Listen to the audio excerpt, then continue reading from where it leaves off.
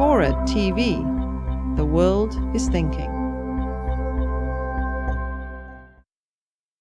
You know, there's just been such almost a cult following around the Prius.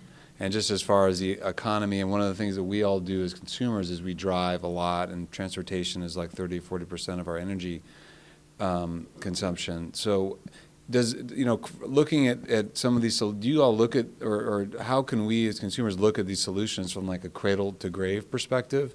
So I've heard that just taking Prius as an example, it gets great gas mileage in the owner's hands, but there's a lot of energy that goes into making batteries. And is the Prius like kind of a fiction that we're really being more energy efficient from the cradle to grave, and is that an area of maybe of branding and sort of we were talking about it in the earlier session? If you could just talk about that.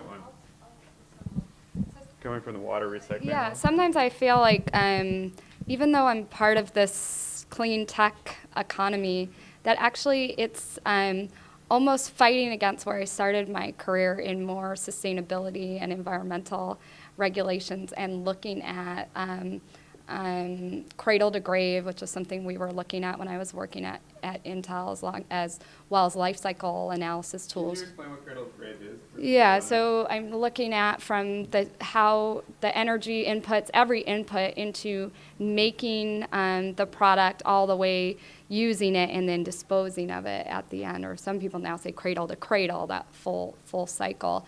And really there's some contrast, and I joked around with one of my colleagues who's been in the energy business for quite a long time. He founded a firm called Nth Power, and now is at CMEA, and I said my car was 1 mile per gallon short of being part of the cast for Clunkers, whatever. And so my car, it's not, should I trade in this car now? I've had it 10 years, it runs well, And he said, probably, but we don't have the number. You're actually, by keeping your car and not creating a new car and not disposing of your car, actually your car is just going to someone else who's going to drive it. You're probably actually doing a good thing for the environment. We haven't created new jobs out of it. So I think this whole idea of life cycle analysis, cradle to grave, I'm hoping that we'll, as consumers, see more and more of our product. Like, what if I go to buy a new blow dryer and I could see, this one, it took this much, metal, it took this much, and over the time it has this energy usage, and you dispose of it, and this is the recycling cost.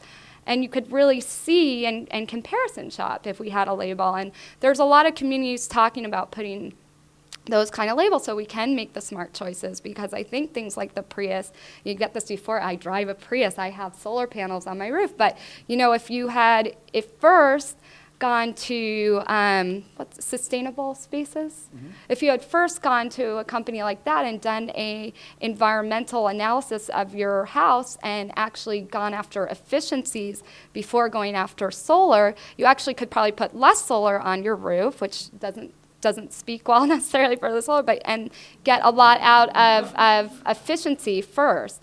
And it's not as sexy. It's not a way of promoting yourself, because if you have a Prius, everyone gets to see it. If you have solar on your roof, everyone gets to see it. But those are actually the changes fundamentally that have more of an impact on the environment than just going now and buying a Prius, even though that might make you feel better and make you be able to feel good around your friends. So I'm hoping that the next stage of this revolution is people becoming educated, and also these kind of tools available to consumers so they can comparison shop in a wise manner, instead of just being persuaded, by what's kind of hot or cool.